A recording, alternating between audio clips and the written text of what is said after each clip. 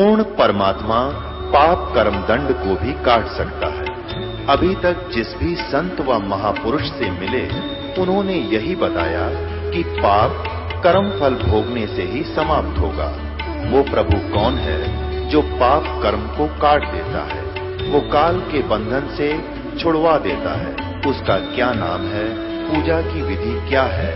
कृपया अवश्य सुनिए जगत गुरु तत्वदर्शी संत रामपाल जी महाराज के अमृत वचन।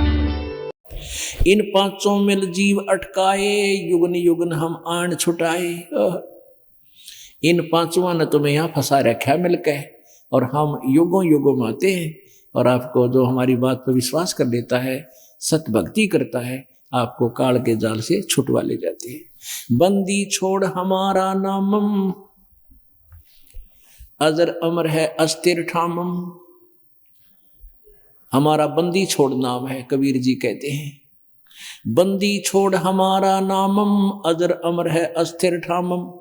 हमारा अजर अमर यानी सतलोक, स्थिर, अस्थिर माने सदा रहने वाला, ठाम माने लोक ठिकाना, स्थान हमारा सतलोक है। अजर अमर है, वो कभी नाश में नहीं आता। अमर करूं सतलोक पठाऊं, ताते बंदी छोड़ कहाऊं।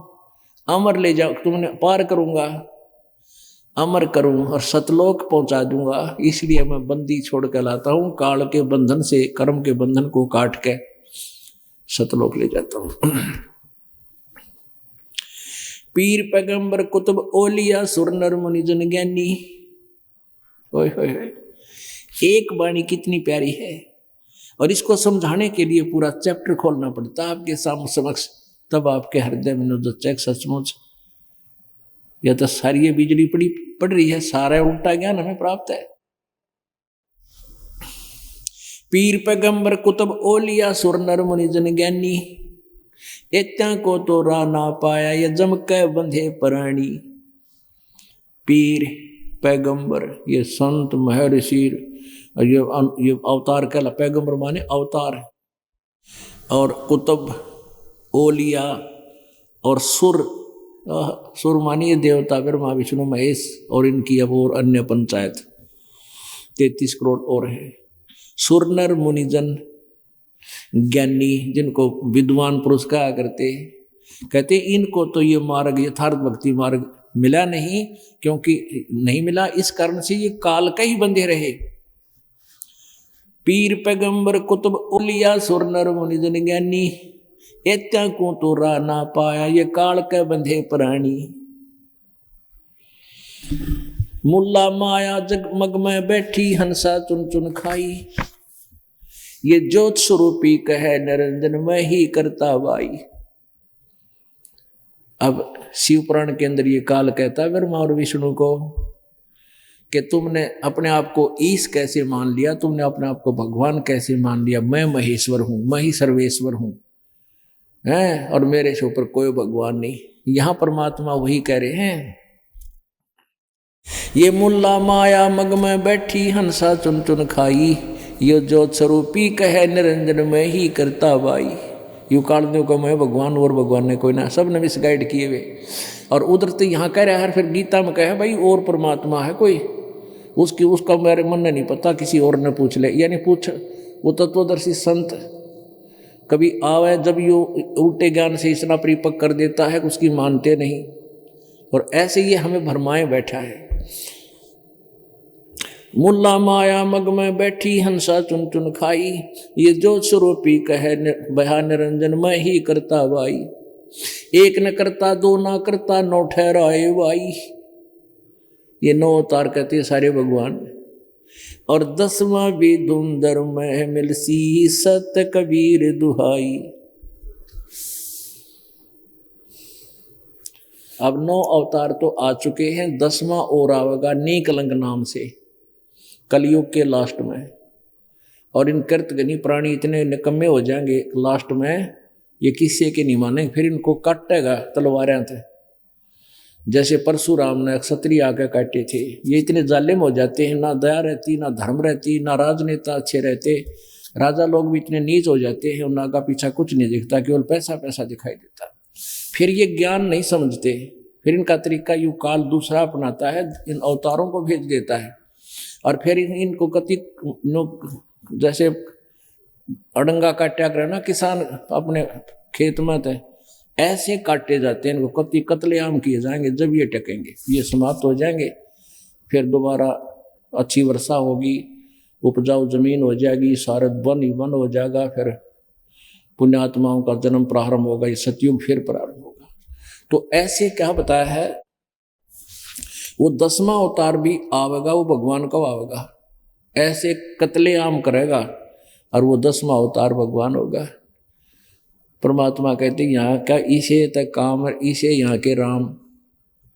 तो सतलोक जो है वो वहां जाने के लिए आपने तैयारी करनी पड़ेगी।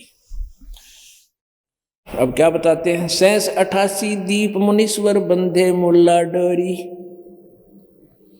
एता में जमका तलबाना चलियो पुरुष किशोरी। कहते हैं यहाँ 88,000 द्वीप और ये सभी जितने मुनीश्वर हैं ये सब काल के डोरी से बंधे हुए हैं। इन सब के ऊपर काल का हुक्म चलता है, इसलिए उस सतलोक में चलिए जहाँ काल का हुक्म नहीं, केवल एक दयाल का हुक्म चलता है। इसमें आपने एक शब्द, एक अक्षर सुना है, एक श्लोक सुना है, दोहा सुना है, पीर पैगंबर कुतुब ओलिया सुर नर मुनि जन ज्ञानी। सुर मानिए देवता ब्रह्मा विष्णु महेश, और मुनिजन ये ब्राह्मण महर्षि, और ज्ञानी जो विद्वान पुरुष तत्व जो इनको ज्ञानी कहते हैं ना। गीता जी अध्याय नंबर 7 के श्लोक नंबर 16-17 में कहा है कि 4 प्रकार के मुझे बचते हैं, ब्रह्म की साधना करते हैं, एक अर्थार्थी, एक अर्थ, एक जिज्ञासु और ज्ञानी। तो कहता है ये 3 तो रिजेक्टेड हैं, ज्ञानी को मैं अच्छा लगता हूँ, ज्ञानी मुझे पसंद है। तो कहती हूँ ज्ञानी भी काल के बंद रहे हैं, और खुद गीता ज्ञान दाता यानी काल भी कह देता है 7वें अध्याय के 18वें श्लोक में कि ये ज्ञानी आत्मा है तो उद्धार, लेकिन मेरे वाली अनुत्तम घटिया साधना में लीन है। इनको तत्वदर्शी संत ना मिलने से इन्होंने मेरे को ही पूर्ण परमात्मा मान लिया और मेरे ही जाल में फंसे रहे। पीर पैगंबर कुतुब ओलिया सुर नर मुनिजन ज्ञानी। पैगंबर कहते हैं अवतारों को, और पीर ये गुरु कहो, हिंदू गुरु कह देते हैं, मुसलमानों ने पीर कहते हैं। कुतुब ओलिया ये ऋषि मुनि, और सुर नर मुनिजन ज्ञानी ये भाषा का अंतर है। सुर माने देवता, नर माने ये मुनि जो मुनि मननशील प्राणी होते हैं मुनिजन, और ज्ञानी ये आपको बताई दिया। एता को तो रा ना पाया ये जम का बंधे प्राणी, इस काल का बंध रहे हैं अपने आत्माओं। इस सेंटेंस को अगर ई शुरुआत करूं खोलने की 1 घंटा और लग गया है, क्योंकि इसमें प्रमाण देने पड़ेंगे। गीता इसमें श्री देवी पुराण के अंदर, देवी पुराण के प्रथम स्कंद में 24, 25, 26, 27, 28 पृष्ठ पे लिखा है कि ब्रह्मा विष्णु से पूछते हैं, ब्रह्मा जी विष्णु जी से पूछ रहे हैं कि आप देवेश्वर हो, महेश्वर हो, किसकी भक्ति करते हो? आप भी समाधि लगाए बैठे हो। विष्णु जी कहता मैं दुर्गा की पूजा करता हूं, और दुर्गा से ऊपर मैं किसी भगवान को नहीं जानता, मेरे नॉलेज में कोई और भगवान नहीं है। यानी इवालिया ज्ञान के पीर पैगंबर कुतुब ओलिया सुर नर मुनि जन ज्ञानी, एत्या को तो रा ना पाया जम कह बंधे प्राणी। इस इनने तरसता है नहीं, यथार्थ ज्ञान है नहीं, काल का बंधे हुए। फिर श्री मद देवी भागवत गीता प्रेस गोरखपुर से प्रकाशित, केवल हिंदी, उसके 562 और 63 पृष्ठ पर कंसेप्ट क्लियर किया है कि दुर्गा न्यू कह रही है हिमालय को ज्ञान देते हुए कि ब्रह्म के बारे में बताती हूँ। उस ब्रह्म का एक ओम मंत्र है और उसी का जाप करो, और सब बातें, सब मेरी पूजाएं भी छोड़ दो। केवल यदि तुमने पूर्ण मोक्ष चाहिए तो वो पूर्ण मोक्ष कितना बताती है कि उस ओम नाम के जाप से तुम उसको पा जाओगे, और वो परमात्मा वो ब्रह्मलोक में रहता है। अब दुर्गा कहती है कि मेरी पूजा नहीं करना, और विष्णु जी कह रहा है कि मैं दुर्गा से ऊपर भगवान नहीं जानता। दुर्गा बता रही है कि ब्रह्म की पूजा करो, वो ब्रह्म लोक में रहता है, उसका ओम मंत्र है और वो ब्रह्म लोक में रहता है। तो ओम नाम के जाप करने वाला ब्रह्म लोक में चला जाएगा। फिर 8वें अध्याय के गीता जी के 8वें अध्याय के 16वें श्लोक में कहा कि ब्रह्म लोक तक गए अभी फिर जन्म मृत्यु में आएंगे, पूर्ण मोक्ष नहीं। अब ब्रह्म के बारे में आपने सुन ही लिया, गीता जी श्रीमद् भगवत गीता जी में वो कहता है उस परम अक्षर ब्रह्म की पूजा करो, मेरी पूजा करोगे तो मेरा ओम नाम है, और ब्रह्म लोक में जाओगे, ब्रह्म लोक तक भी वापस आओगे, मेरी भी मृत्यु है तेरी भी मृत्यु है, इसलिए उस परम अक्षर ब्रह्म की पूजा करो, उसके बारे में तत्वदर्शी संत की खोज करो। अब फिर कलियुग के ब्राह्मणों के बारे में बताया कि वो वेद के पूर्ण विद्वान थे और दुर्गा की पूजा करते थे। तरह के ये थोड़ा बताना पड़ेगा कि या ब्राह्मणा की जड़ी सत लकड़ेगी। देखिए देवी भागवत, श्रीमद देवी भागवत सचित्र मोटा टाइप, गीता प्रेस गोरखपुर से प्रकाशित है। हनुमान प्रसाद पोदार, चिमन लाल गोस्वामी।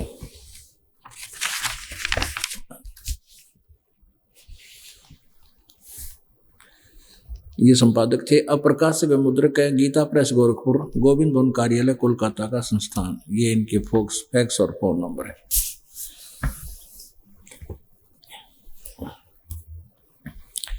इसके 414 पृष्ठ पर आपको दिखाते हैं।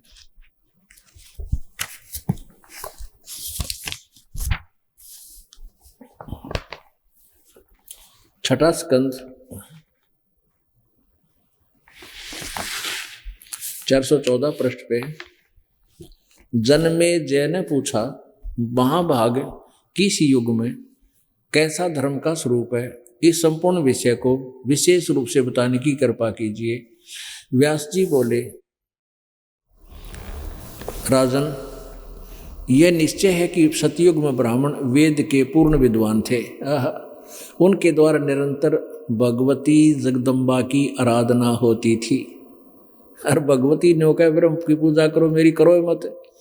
भगवती का दर्शन करने के लिए उनका मन सदा ललायित रहता था।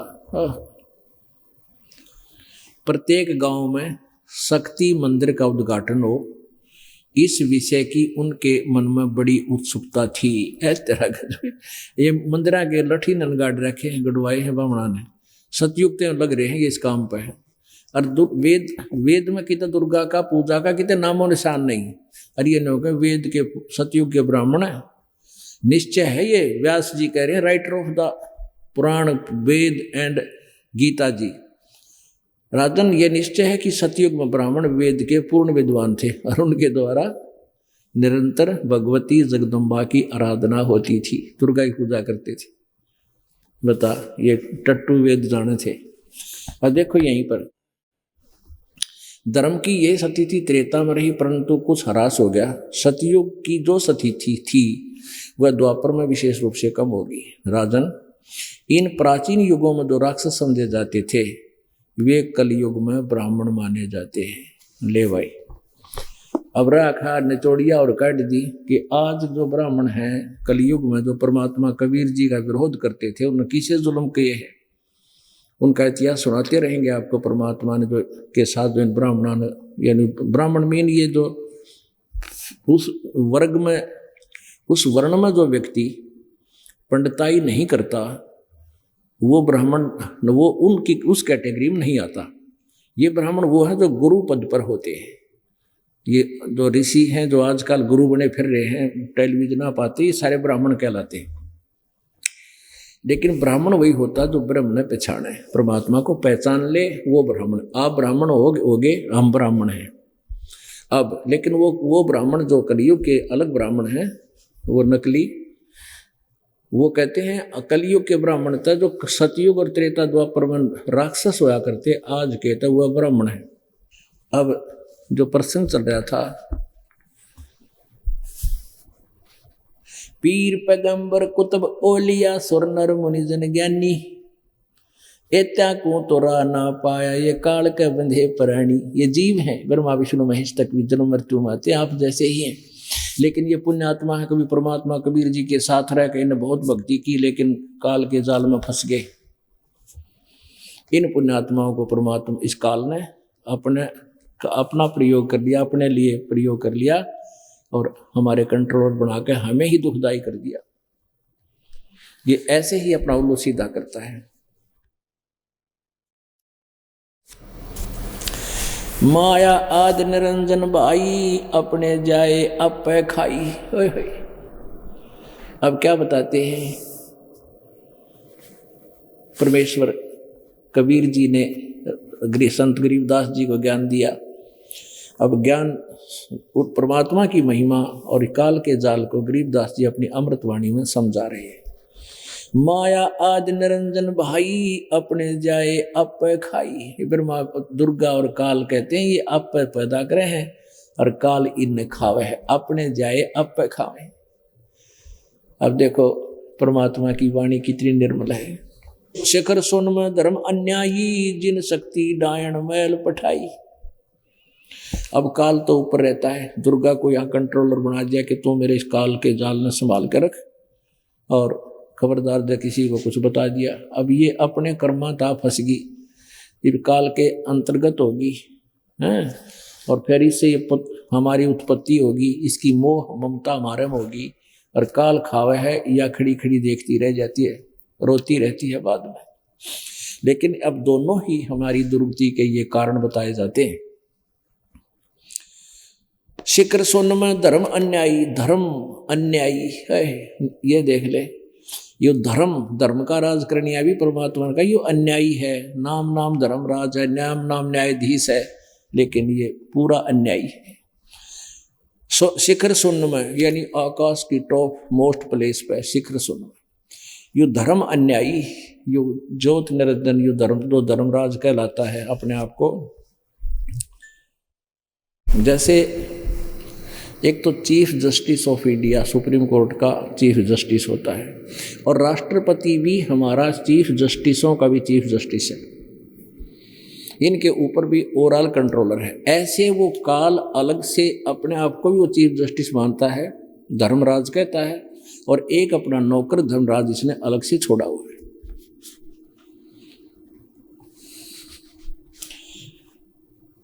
शिखर सोन में धर्म अन्यायी, जिन शक्ति डायन मैल पठाई। लाख गिरा से नित उठ दूती, माया आद तकत की कुती। 1.25 लाख घड़ी है नित भांडे, हंसा उत्पत्ति पर ले डंडे। कहते हैं 1 लाख तो रोज यू खावा है और 1.25 लाख की उत्पत्ति करता है, यानी 25% एक्स्ट्रा जन्म देता है। लाख गिरा से नित उठ दूती, माया आद तकत की कुती। अब दुर्गा को भी साथ ही लपेट रहे परमात्मा, क्योंकि ये इसका सहयोग दे रही है। 1 लाख ये खाता है काल, सहयोग दुर्गा का होने से इसको भी बीच में घसीटा है। लाख गिरा से नित उठ दूती, माया आद तकत की कुती। 1.25 लाख घड़ी है नित भांडे, इनको भांडा बर्तन चोला पिंड कहते हैं। 1.25 लाख रोज जन्म देता है, 1 लाख को मार मार के खा रहा है, कसाई वाड़ा बना रखा है इसने। 1.25 लाख घड़ी है नित भांडे, हंसा उत्पत्ति पर ले डंडे। ये जीव आत्मा, बॉडी आत्मा जन्म और मृत्यु के दंड से पीड़ित कर रखे।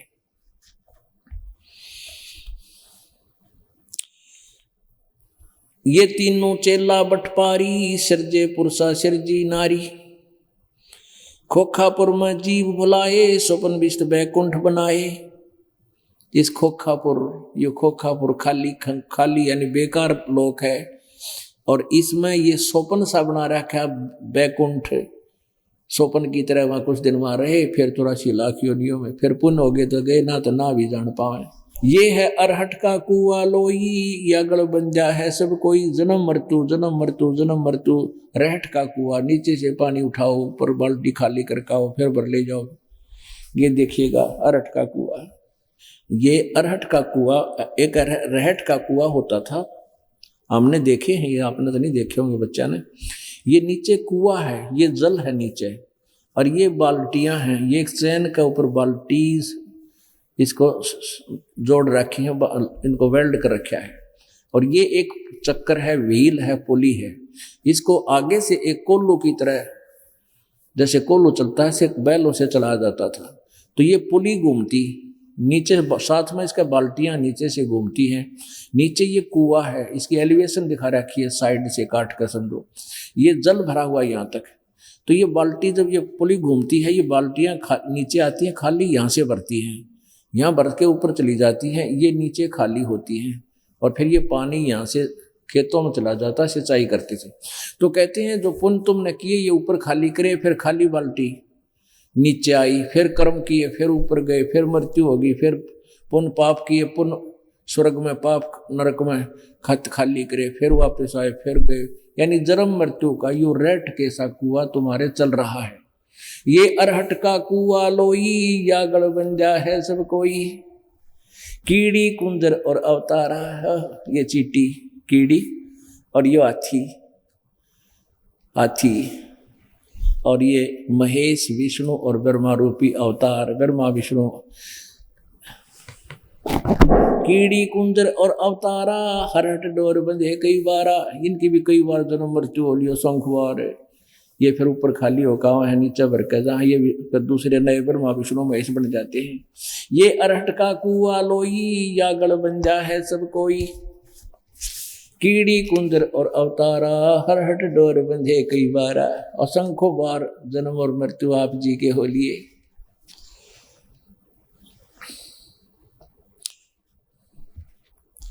अरब अलील इंद्र हैं भाई, हरहट डोर बंधे सब आई। शेष महेश गणेश ताही, हरहट डोर बंधे सब आई। शुक्रादिक ब्रह्मादिक देवा, हरहट डोर बंधे सब खेवा। ये कोटिक करता फिरता देखा, ये कोटिक करोड़ों करता बन रहे थे ब्रह्मा विष्णु महेश, हमने यहाँ 84 लाख योनियों में फिरते देखे। कोटिक करता फिरता देखा, हरहट डोर कहूँ सुन लेखा। ये चतुर्भुजी भगवान कहावे, हरहट डोर बंधे सब आवे। ये है खोखापुर का कुआं, इसमें पड़ा सो निश्चय हुआ। ये खोखापुर का कुआं है, ये काल के 21 ब्रह्मांड, जो इनमें फंस गया उसकी जन्म मृत्यु अवश्य होगी। अपने आत्मा यहाँ ये कड़वी दवाई प्याजी और इसकी थोड़ी सी एक लालटेन दिखानी पड़ेगी, क्योंकि जिस वाणी को दास बोलकर सुना रहा है ये आज तक किसी ने नहीं पढ़ी ना मानी। और जिन सदग्रंथों को हम सच मानते हैं, यदि उनमें ये बात मिल जावे कि ब्रह्मा विष्णु महेश की भी मृत्यु होती है, ये चतुर्भुजी भगवान कहाँ में हरहट डोर बंधे सब आवे, इनकी भी जन्म मृत्यु होती है, तो हमारा गला उतर जाएगी। नहीं तो इस वाणी को, इस ज्ञान को, क्योंकि अब ये परमात्मा की दया हो रही है सीढ़ियों के माध्यम से, कैस्टों के माध्यम से, अब ये परमात्मा की कृपा से एक पवित्र चैनल भी हो रहा है, जी जागरण पर चल रही है। सौभाग्य है उन प्राणियों का जिसने ये चैनल लाया, और सौभाग्य उन प्राणियों का जिसके माध्यम से जिनको ये ज्ञान प्राप्त हो रहा। तो इस समय ये ज्ञान जा रहा है और श्रोता नए नए देख रहे हैं, उनको तुरंत अगर इसका प्रमाण नहीं मिला तो परमात्मा के बच्चे अपने भगवान से वंचित रह जाएंगे। इसलिए थोड़ा सा प्रकरण और दिखाऊंगा, देखिएगा, रह रह कर दिखाना पड़ेगा। ये श्रीमद् देवी भागवत है, गीता प्रेस गौरव से प्रकाशित है, और इसके 123 पृष्ठ पर आपको दिखाते हैं, बार बार नहीं दिखाता, समय का अभाव है। ये तीसरा स्कंद है, 123 पृष्ठ है। इसमें विष्णु जी कह रहे हैं दुर्गा से, अपनी माँ से, तुम शुद्ध स्वरूपा हो, महिमा कार्य है उसकी, ये सारा संसार तुम्हीं से उद्भासित हो रहा है। मैं ब्रह्मा और शंकर हम सभी तुम्हारी कृपा से विद्यमान है। हमारा आविर्भाव माने जन्म और तिरोभाव माने मृत्यु होता है। हमारा तो जन्म और मृत्यु हुआ करता है, केवल तुम ही नित्य हो, जगत जननी हो, प्रकृति और सनातनी देवी हो। दुर्गा को प्रकृति भी कहते हैं। भगवान शंकर बोले, ये देवी यदि महाभाग विष्णु तुम्ही से प्रकट हुए हैं तो उनके बाद उत्पन्न होने वाले ब्रह्मा भी तुम्हारे बालक हुए, फिर मैं तुमको लीला करने वाला शंकर क्या तुम्हारी संतान नहीं हुआ? अर्थात मुझे भी उत्पन्न करने वाली तुम ही हो शिवे, संपूर्ण संसार की सृष्टि करने में तुम बड़ी चतुर हो। उन तीनों गुणों से उत्पन्न हम, रजगुण ब्रह्मा, सतगुण विष्णु, तम गुण शिव जी। इस संसार की सृष्टि और स्थिति और संहार में तुम्हारे गुण सदा समर्थ हैं। उन्हीं तीनों गुणों से उत्पन्न हम ब्रह्मा, विष्णु एवं शंकर नियमानुसार कार्य में तत्पर रहते हैं। रजगुण ब्रह्मा, सतगुण विष्णु, तम गुण शिव जी। शंकर धर्मदास ये जग बोराना, कोई न पावे पद निर्वाणा। यही कारण मैं कथा पसारा, इन सब से कहिए वो राम न्यारा। बोलो सतगुरुदेव। परम पिता परमात्मा, सारी सृष्टि के रचनहार, कुल मालिक कबीर देव जी की असीम कृपा से हम सभी को ये तत्व ज्ञान और ये सत्संग श्रवण करने का शुभ अवसर प्राप्त हुआ। परमात्मा कबीर जी ये पूर्ण ब्रह्म है, अपनी प्यारी आत्माओं को, श्रेष्ठ आत्माओं को आकर के यहाँ मिलते हैं, उनको तत्व ज्ञान समझाते हैं, उनको याद दिलाते हैं कि तुम यहाँ काल के जाल में फंसे हुए हो, तुम्हारे साथ बहुत बड़ा धोखा हुआ है। ये संतान, ये संपत्ति, ये कार और कोठी ये आपकी नहीं है। यहाँ काल के लोक में जो व्यवस्था तुम बनाने में लगे हुए हो, ये तुम्हारा मूल कार्य नहीं है। जैसे बच्चा जब युवा हो जाता है, बाल अवस्था से ही उसकी क्रियाएं शुरू हो जाती हैं। जैसे आजकल तो शिक्षा का दौर ज्यादा हो गया, पहले शिक्षा नहीं थी बच्चों को। खेतों में जैसे किसान होते थे तो अपनी खेती के कार्य में बचपन से ही लगा दिया करते थे किसान लोग। ऐसे ही कोई दूसरे व्यवसाय हैं, जिसका जैसा भी व्यवसाय था, अपने बच्चों को बचपन से ही उसी कार्य में जोड़ दिया करते थे, उसी की ट्रेनिंग दिया करते थे। और यही सोच रखा था कि हम मनुष्य जीवन प्राप्त प्राणी को यही करना होता है, संतानोत्पत्ति, उनकी परवरिश, फिर उनका विवाह, फिर उनका परमात्मा संतान दे। बस इतना ही काम हमारा मनुष्य जीवन का हमने मान रखा था। अब परमेश्वर कबीर जी ने आकर बताया कि ये तो कार्य जो तुम कर रहे हो, जो संतानोत्पत्ति, फिर परवरिश, विवाह शादी, ये पूर्व निर्धारित है बच्चों की।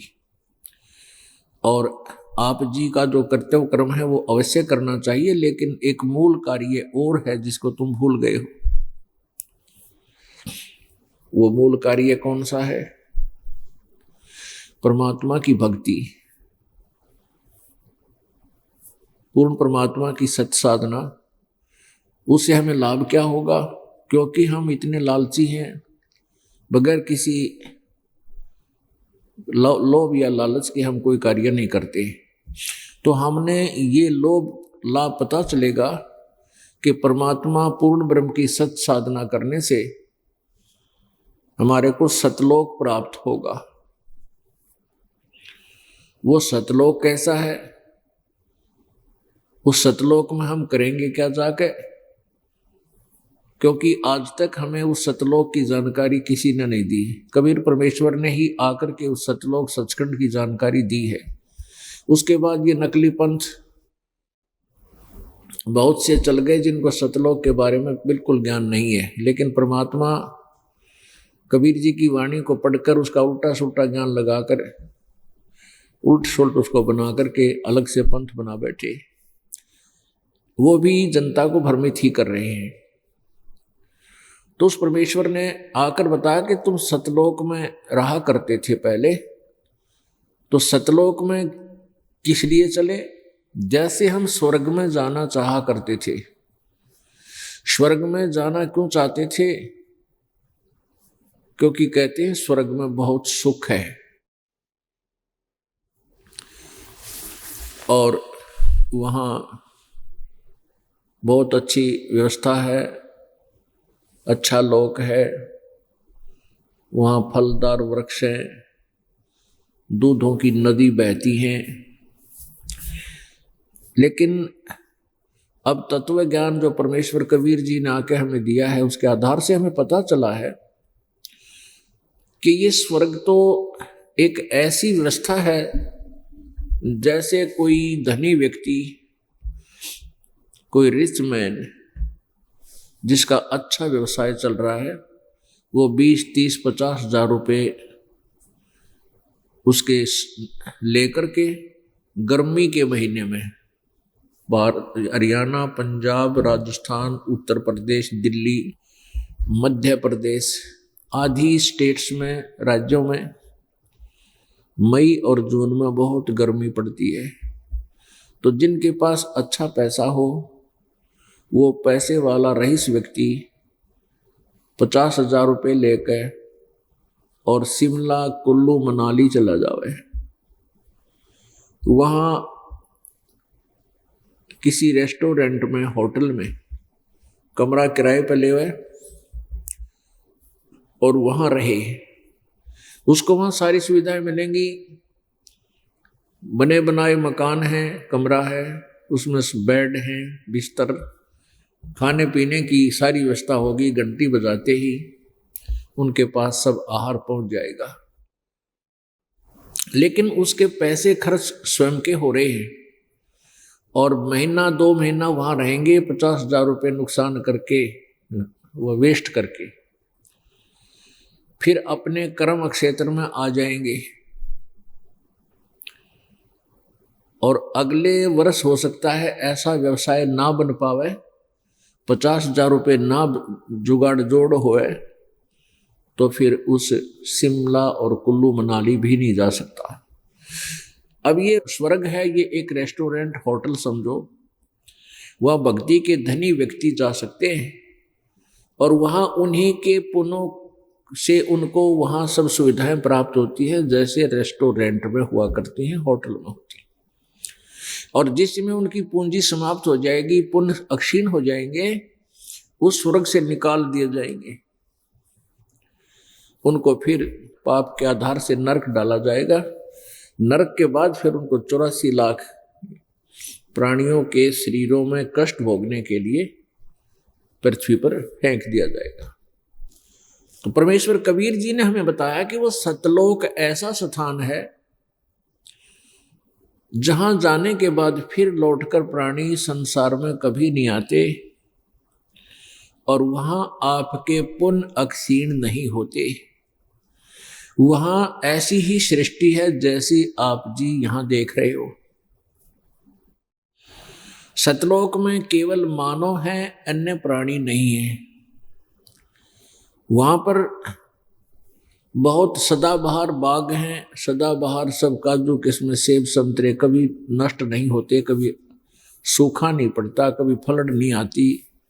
गर्मी और सर्दी वहां नहीं है, बहुत सुंदर मौसम है। वहां ये 5 तत्व का शरीर नहीं है, वो नूर से बना हुआ शरीर है, एक तेज से बना हुआ शरीर है जो कभी बूढ़ा नहीं होता, जो कभी मृत्यु को प्राप्त नहीं होता, नष्ट नहीं होता। पुण्यात्माओं, ये ज्ञान सत्संग से ही प्राप्त होता है। परमेश्वर कबीर जी ने सत्संग की व्यवस्था प्रारंभ की। परमेश्वर स्वयं ही बताया करते थे, आप ही वो दास बनते हैं, आप ही भगवान हैं, और स्वयं ही वो एक अच्छे नागरिक और एक अच्छे शिष्य की भूमिका भी उन्होंने की। तो परमात्मा ने बताया कि सतगुरु के दरबार में जाइयो बारंबार, भूली वस्तु लखा देवे वो सतगुरु हैं दातार। कि सतगुरु के दरबार में जाइयो बारंबार, वो एक ऐसी भूली हुई वस्तु को याद दिलावेंगे। वो ऐसे दातार हैं, ऐसे दयालु हैं। पुण्यात्माओं, हम अपने बच्चों को शिक्षा ग्रहण करने के लिए विद्यालय भेजते हैं। और विद्यालय में वो बालक प्रतिदिन जाते हैं छुट्टियों को छोड़कर। एक वर्ष में लगभग वो 250 दिन अवश्य जाते हैं, 250-300 दिन अवश्य जाते हैं। और लगभग बीए करने के लिए भी उसको 14 वर्ष कंटिन्यूस जाना पड़ता है, और 16 पढ़े तो 16 वर्ष जाना पड़ता है।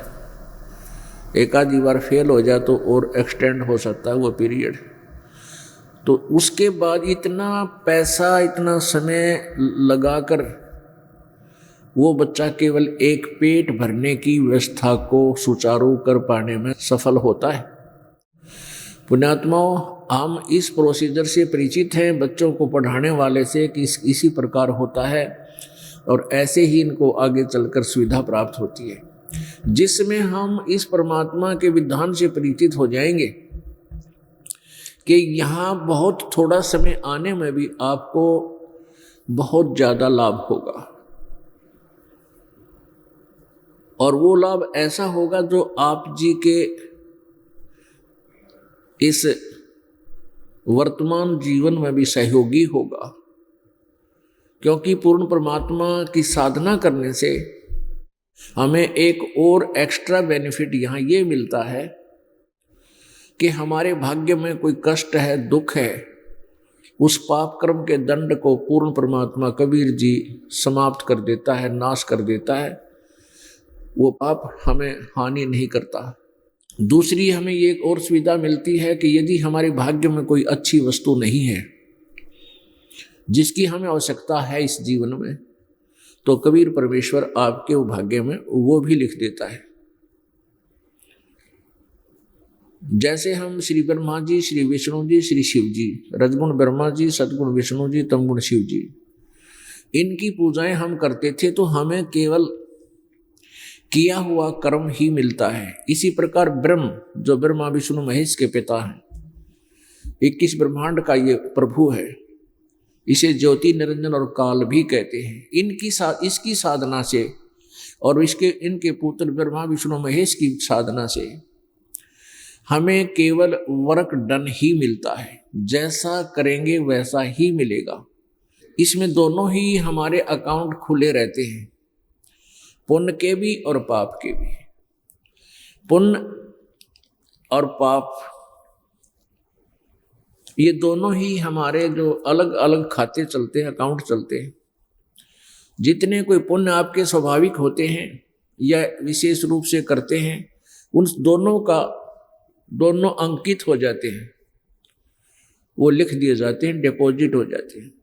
और जो पाप आप जी करते हो, आप जी से स्वाभाविक होते हैं या जानबूझ कर करते हो विशेष रूप से, तो वो दोनों ही पाप आपके बैड अकाउंट में लिख दिए जाते हैं, पाप अकाउंट में। और आप जी को फिर दोनों ही भोगने पड़ते हैं। वो कर्म आपके भोग कर ही समाप्त होते हैं। और यही विधान आज तक के जितने भी ऋषि महर्षि ये हुए हैं नकली, इनको केवल इतना ही विधान प्राप्त था कि कर्म तो भोगने से ही पूरा होगा। और जबकि हमारे वेद और हमारे सदग्रंथ और जिन महापुरुषों ने परमात्मा मिले, प्राप्त हुए, उनका विधान है कि परमात्मा पूर्ण ब्रह्म सत्पुरुष हमारे पाप कर्मों का नाश कर देता है। पुण्यात्माओं, आप जी जैसे पुण्य करते हो, ये साधना जब तक आपको नहीं मिली थी, आप जी पुण्य का तरीका क्या अपना रखा था आपने? पुण्य का तरीका अपना रखा था कि भाई वो भी कोई एक आध पुण्यात्मा होती थी, हजारा मत एक, कि तो कुत्तों ने टूक डाल दे, कि तो चिड़ियों को, पक्षियों को दाने डाल दें, या फिर कहीं छोटा मोटा भंडारा करवा दे। ये तो थे आपके पुण्य जो विशेष रूप से करने से होते हैं। कुछ पुण्य ऐसे होते हैं कि आप खाना खा रहे हो और आपने रोटियां ऐसे साफ की, कुछ कण जमीन में गिर गए आटे के, वो स्वाभाविक हो गए, वो पुण्य नहीं किया आपने, फिर भी हो गया, किसी चींटी का मुंह लग गया या किसी और छोटे जीव जंतु ने वो खाया, तो वो भी आपके पुण्य में, स्वाभाविक पुण्य में लिख दिया गया। और उधर से आप जी जैसे पाप कुछ तो जानकर करते हैं, जैसे मांस मिट्टी खाते हैं, मुर्गे काटते हैं, बकरे काटते हैं, भैंस गाय जोटों ऊँटों तक काट के खा जाते हैं, वो तो विशेष रूप से पाप किए। चोरी करते हैं, जारी करते हैं, लूटते हैं, ठगते हैं, हत्याएं करते हैं, वो तो विशेष रूप से जो पाप है वो किए। और कुछ स्वाभाविक पाप हैं, जैसे सुबह उठकर पोछा लगाते हैं, वो स्वाभाविक पाप है। आप पैदल चलते हो, पैरों चलते हो या गाड़ी मोटर में चलते हो, तो वो आपके पाप हुए, वो स्वाभाविक पाप हैं, वो भी आपके बैड अकाउंट में लिखे जाते हैं। और जो जानबूझकर किए जाते हैं, कोई शिकार खेलने जाते हैं, शिकार खेलना करते पहले जो जीवन सा करने जंगल में चले जाती है राजा लोग बकवाद करने के लिए हैं, और मारते उन शरीफ जानवरों को। तो इस तरह के जो पाप हैं विशेष रूप से किए हुए और स्वाभाविक हुए। अब जैसे किसान खेती करता है तो हाली हल जोतता है, खेतों में जमीन खोदता है, यानी बाता है, संवारता है खेत को, तो ना जाने कितने जीव जंतु उसकी हल्की फालिद के द्वारा बैलों के पैरों के नीचे, उसके स्वयं के पैरों के नीचे ना जाने कितने जीव मर जाते हैं। और वो उनको मिट्टी ऊपर उठा देकर डाल देती है, और फिर उनको वो ऊपर आ जाते हैं मिट्टी में, फिर उनको ये पशु ये पक्षी खा जाते हैं। तो ये सारा पाप उस किसान के बैड अकाउंट में लिख गया, पाप में लिख दिया गया। फिर उसमें फसल होती है, किसान फसल बोता है, गेहूं है, बाजरा, ज्वार, जो भी वो फसल बोता है, तो वो कुछ स्वाभाविक उसमें से दाने गिर जाते हैं जमीन में, वो कणक गिर जाती है, तो कुछ पक्षी खाते हैं, कुछ जीव जंतु खाते हैं, वो उसके स्वाभाविक पुण्य भी बन रहे हैं। तो ऐसे ये दोनों प्रकार के पुण्य, स्वाभाविक और विशेष रूप से किए हुए पुण्य और स्वाभाविक और विशेष रूप से किए हुए पाप, ये दोनों ही आप जी के अलग अलग लिख दिए जाते हैं, और इन दोनों का ही आपको ये फल भोगने को प्राप्त होता है। तो पुण्यात्माओं जो साधना भी नहीं करते, ऐसे कर्म करते हैं, उनको भी कुछ पुण्य हो जाते हैं और उनको पाप भी खूब हो जाते हैं, तो उनको दोनों ही भोगने पड़ते हैं। और जो इन तीनों गुणों की भक्ति करते हैं, रजगुण ब्रह्मा, सद्गुण विष्णु, तमगुण शिव जी, और दुर्गा और ब्रह्म और परब्रह्म यानी अक्षर पुरुष जो सात संग ब्रह्मांड का स्वामी है, इनकी जो पूजाएं करते हो, साधना भी करते हो, इनके वेदों अनुसार ओम नाम के जाप और यज्ञ आदि भी करते हो, तो भी आपको दोनों ही भोगने को मिलेंगे। ओम नाम के जाप से, ये ब्रह्म का जाप है, इससे साधक यदि बहुत अधिक जाप किया है, केवल ओम ओम कर लेने से 10-20 बार इससे कोई लाभ नहीं होता। बहुत अच्छा, जैसे पहले ऋषि लोग करते रहते थे, बैठे रहते थे काफी हजारों वर्षों तक, तो उनको स्वर्ग, महास्वर्ग यानी ब्रह्मलोक प्राप्त होता था, और वहां बहुत सुविधाएं हैं।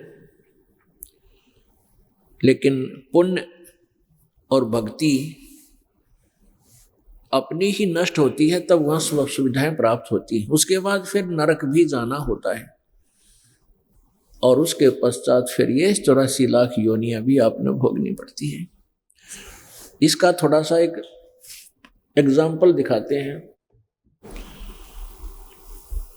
और इसके विपरीत पूर्ण परमात्मा सत्पुरुष की साधना करने से आपके पाप का नाश कर दिया जाता है, वो जला दिए जाते हैं, खत्म कर दिए जाते हैं। कैसे करता है कबीर परमात्मा? कहते हैं, जब ही सतनाम हृदय धरो,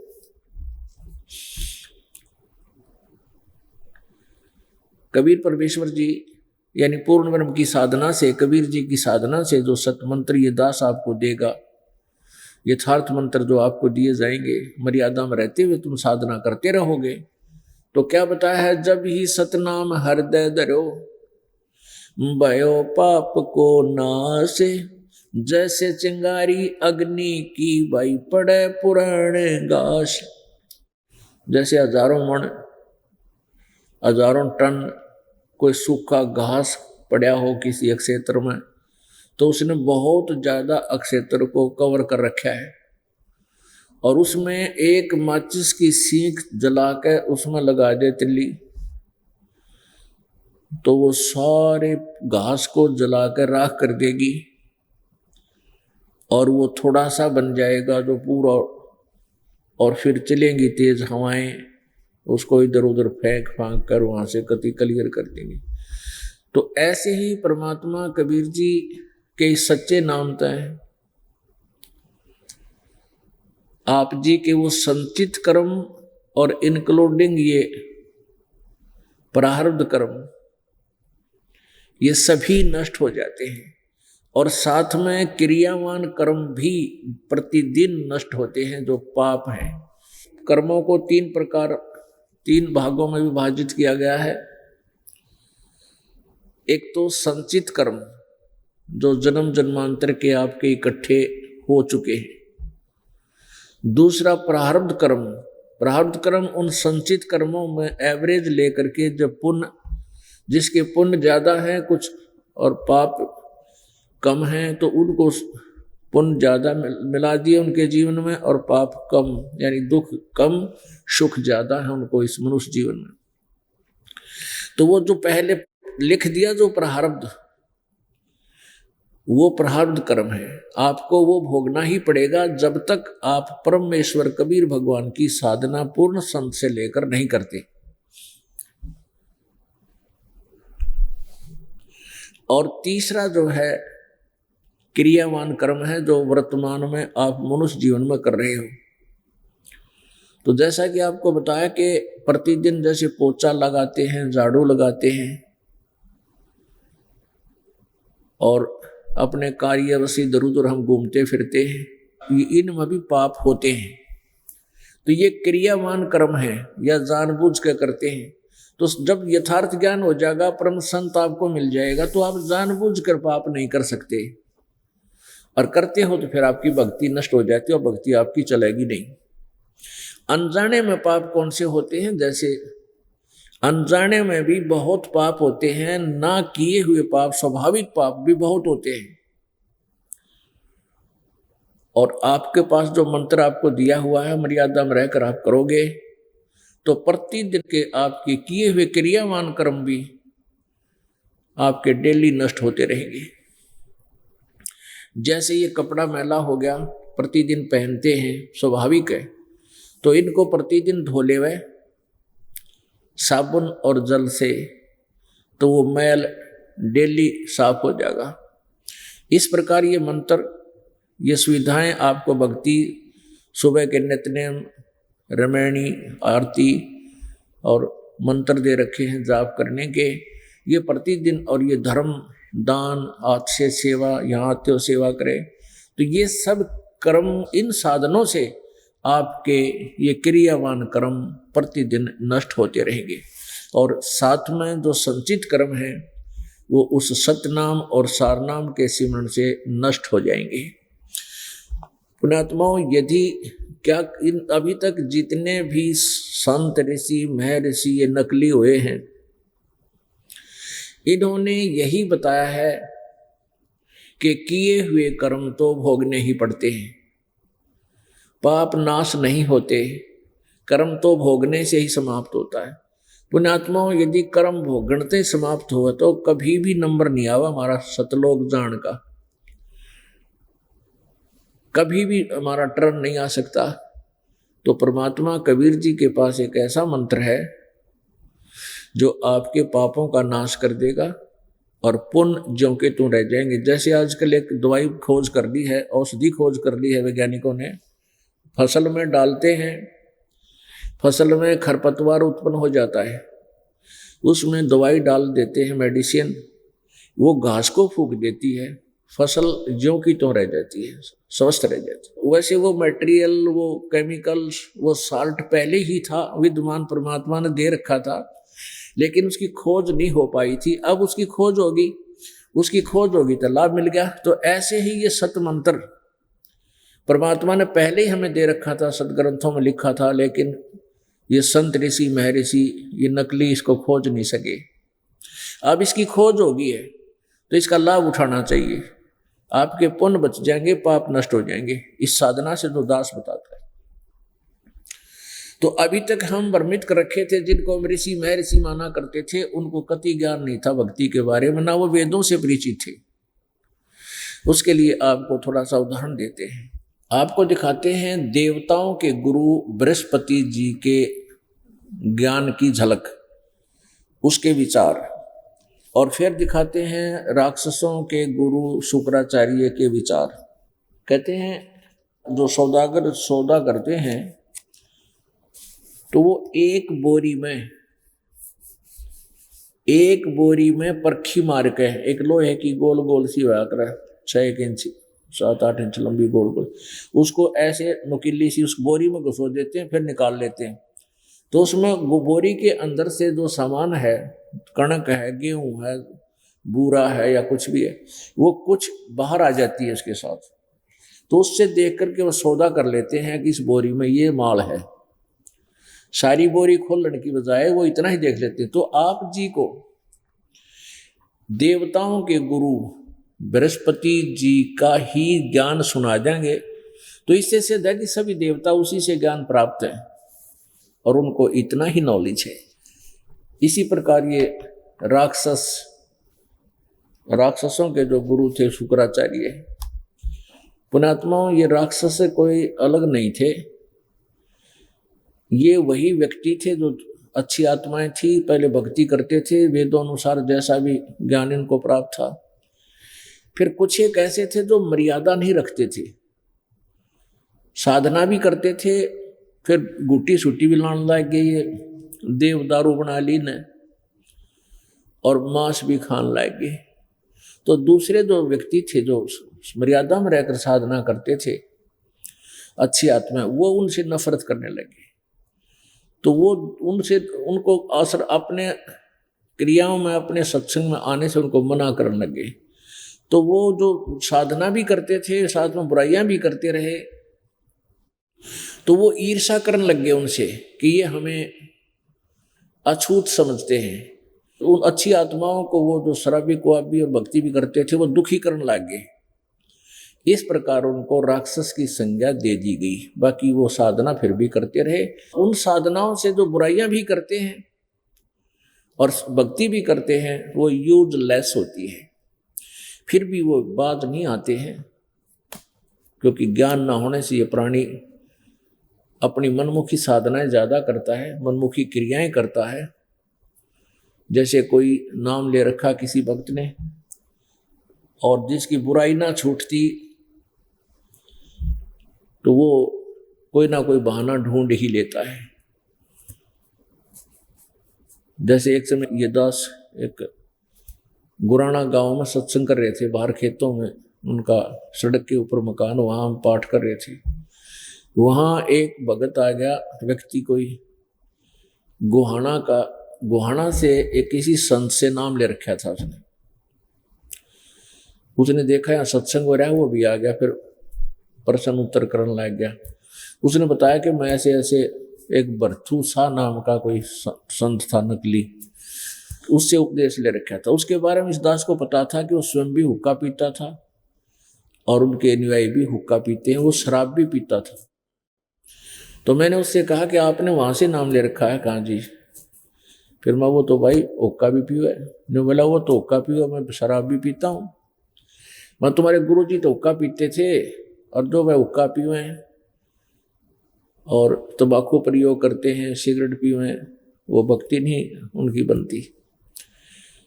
तो वो कहता है मैं तो शराब भी पीता हूँ और साधना भी करता हूँ। मैं बोला भाई फिर तो तेरी भक्ति नहीं चलेगी, ये सब छोड़कर भक्ति करनी चाहिए। कहने लगा हमने फिर इसे नाम की जरूरत नहीं जो गुड़ की भांप तो डर जा भगवान।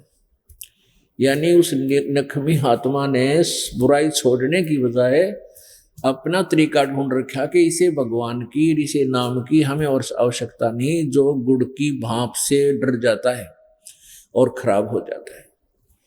तो ऐसे तो नकमी आत्मा, तो उनको फिर जैसे ऐसे ही पहले लोग अलग अलग हुए, राक्षस और देवता बने, ये ऐसे बने थे। अब इन दोनों के ही, और लेकिन आत्मा जो है चाहे राक्षस में है चाहे देवताओं में है, वो भगवान बिना नहीं रह सकती। आप देखिएगा कोई कसाई भी है, वो भी अपने कोई इष्ट को मानकर फिर कार्य शुरू करता है। ये डाकू हैं, चोर हैं, ये भी अपना कोई इष्ट देव मानकर उसकी पूजा पाजा करके फिर बकवाद करने चलते हैं।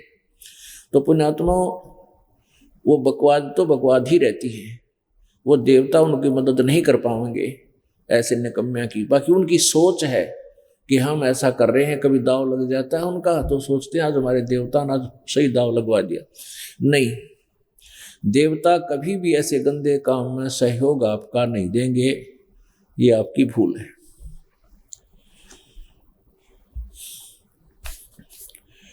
अब आप जी को दिखाते हैं, ये श्रीमद् देवी भागवत में इन देवताओं के गुरु बृहस्पति जी के विचार देखिएगा। श्रीमद् देवी भागवत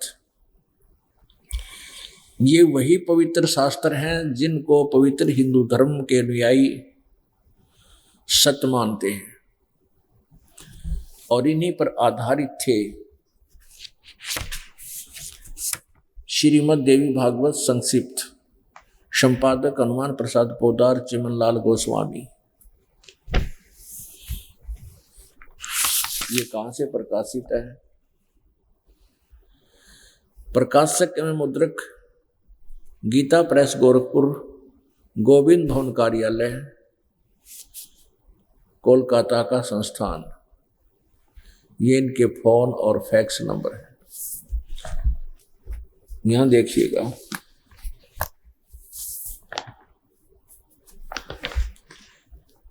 ये है 5वां स्कंद और संक्षिप्त देवी भागवत 282 पृष्ठ पे है। ये व्यास जी और इंद्र की आपस में वार्ता हो रही है।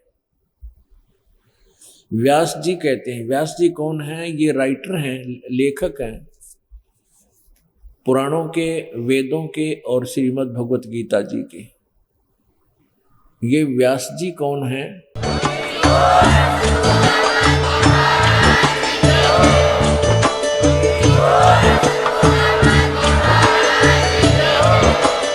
आप सुन रहे थे जगत गुरु तत्वदर्शी संत रामपाल जी महाराज जी के मंगल प्रवचन। अधिक जानकारी के लिए विजिट कीजिए हमारी वेबसाइट www.jagatgururampalji.org। संत रामपाल जी महाराज जी के शुभ आशीर्वाद से पूरे विश्व भर में 500 से भी ज्यादा नाम दीक्षा केंद्र हैं, जिन पर संत रामपाल जी महाराज जी द्वारा ऑनलाइन निःशुल्क नाम दीक्षा दी जा रही है। अपने नजदीकी नाम दीक्षा केंद्र का पता करने के लिए संपर्क करें 8222880541।